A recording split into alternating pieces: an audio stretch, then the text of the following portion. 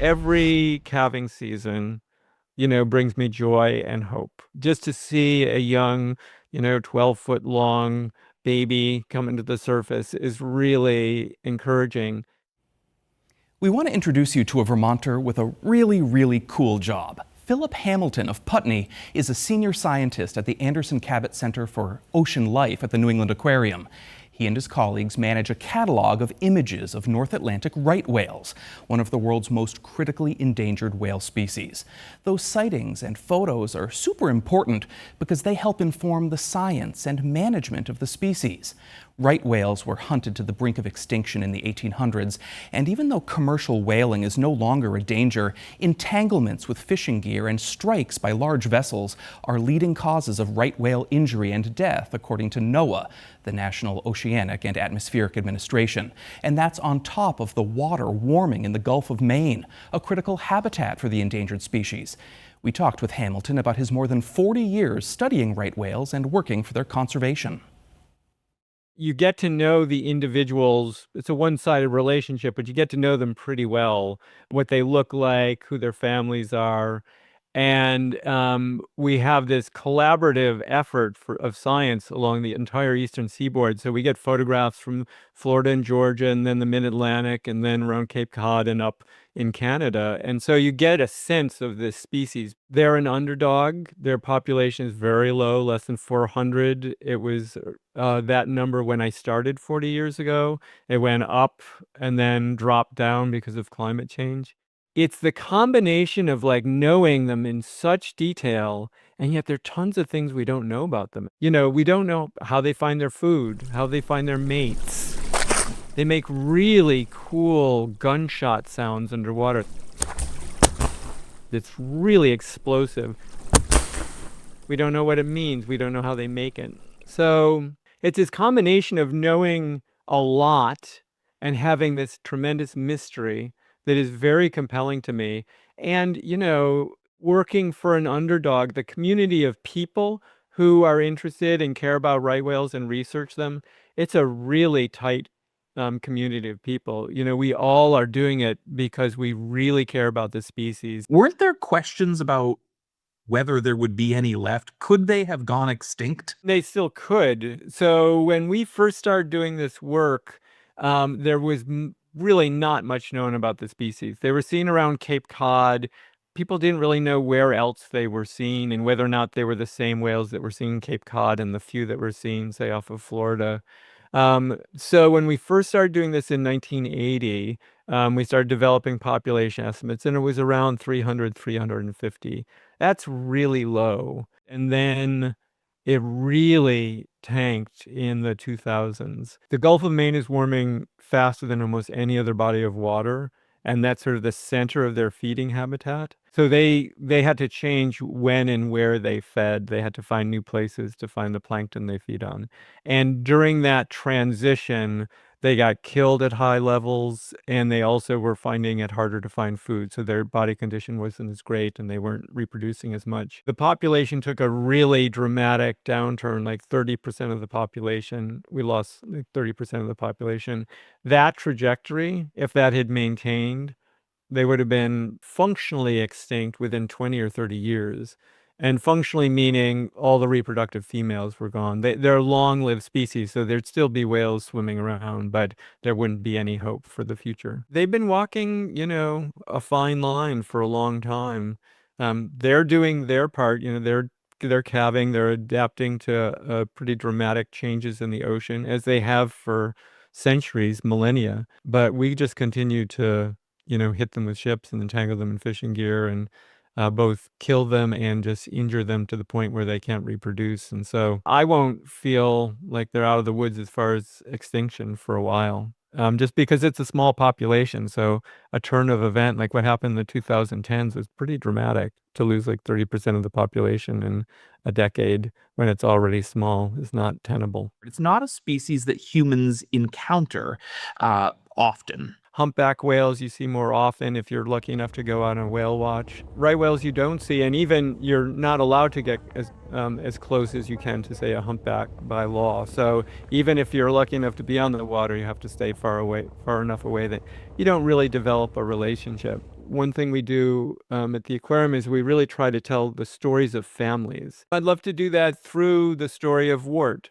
who's this wonderful female who is responsible for at least 34 animals coming into the population. She had 7 calves, 17 grand calves, 10 great grand calves, and it's a long and storied history. So her family has experienced at least 76 different entanglement events. Some of them quite severe. Some of her daughters have been entangled 8 and 9 times. Her son Shackleton swam up the Delaware River over 100 miles when he was just 11 months old and got hit by a tugboat when he was up there, but survived. He has the propeller scars on his side, which are part of his identification information, but he survived. Her granddaughter, Infinity, and her son, just a few months old, were hit by a 54-foot sport fishing vessel in 2021. The calf was killed instantly. The mother was mortally wounded and hasn't been seen since. Changes in reproduction also impacts the population. In 2018, there wasn't a single calf born that we know of, but it varies widely. Her family is one of the most successful. Of her 7 calves, 5 of them were females, and they've all had calves themselves. She's a very successful lineage, and sadly, she disappeared after 2014. That's the other thing, is her family points to the fact that a number of her family members have just disappeared. And we know that we only detect about 1/3 of all the deaths. We only find about 1/3 of the bodies. The rest are lost at sea. And so we know that from her family and other families. You must hear all the time, how does a guy in Vermont, a state that does not touch an ocean, do this work? It's a standing joke at dinner parties. When I started, so the base of our work is photo identification, and that's how we know most of what we know about this population. And we're the catalog holders at the aquarium. That photo identification happened with slides, leaning over a hot light table with a jeweler's loop, looking at these tiny little slides to identify the individuals, and sometimes with prints. In the 2000s, we transitioned to digital photography. And then I developed our whole database to be managed digitally, which also allowed me to be working remotely. What are your hopes for scientists in the future? What more do you hope they learn about this species? What new advancements do you hope to see? I would like to see more the marriage of social science and marine science, because we know, and we've known, what the main problems facing right whales for a really long time. It's not a lack of information, but in order for things to change, human beings need to change their behavior. That's outside of my realm of expertise. I mean, I love learning about the mysteries and understanding, I'd love to find out what that gunshot sound means and why they do it. Yeah, I have tons of things I'm curious about, but I want to see more effective conservation. I think that's the marriage of human behavior and science, and that has to happen more effectively.